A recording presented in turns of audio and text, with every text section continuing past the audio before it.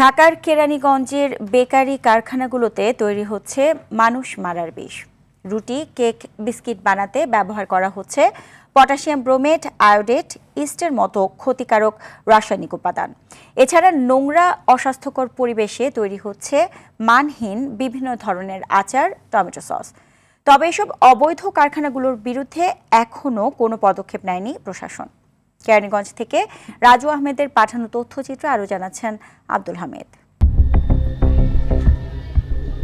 ব্যস্ততায় পরিপূর্ণ নগর জীবনের সকাল বিকেলের নাস্তায় অনেকেরই পছন্দ পাউরুটি, কেক, রোল সহ নানা মুখরোচক খাবার, যা খায় শিশু থেকে শুরু করে বৃদ্ধরা। তবে এসব সুস্বাদু খাবারের পেছনের গল্পটা গা শিউরে ওঠার মতো।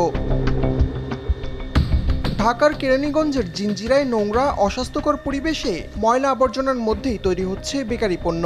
ব্যবহার হচ্ছে ক্যান্সার সৃষ্টিকারী পটাশিয়াম ব্রোমেট, আয়োডেট, ইস্ট সহ নানা রাসায়নিক পদার্থ।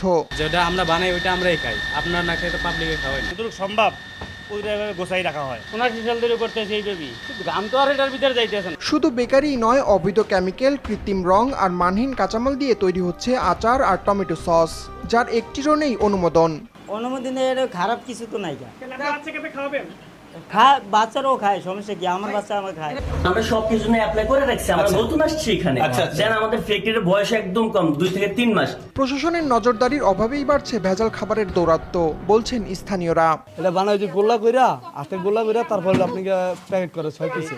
1-2 বাড়িতে না, যেত জায়গায় যাইবেন পুরা জিঞ্জিরের মধ্যে এগুলো বানায়, পুরা জিঞ্জিরে নিয়ে পাইবেন। প্রশাসনে দেখলে 1 বাড়ি 2 বাড়িতে না বানাইলে গুছাইলে জায়গাইলে দিয়ে দিবা, হাজার হাজার মানুষ। উপজেলা নির্বাহী কর্মকর্তা জানান, দ্রুত এসব ভেজাল কারখানার বিরুদ্ধে ব্যবস্থা নেওয়া হবে।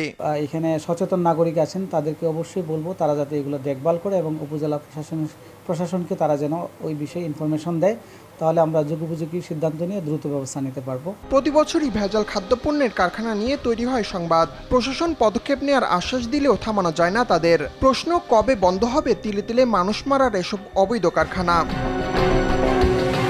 আব্দুল হামিদ, RTV।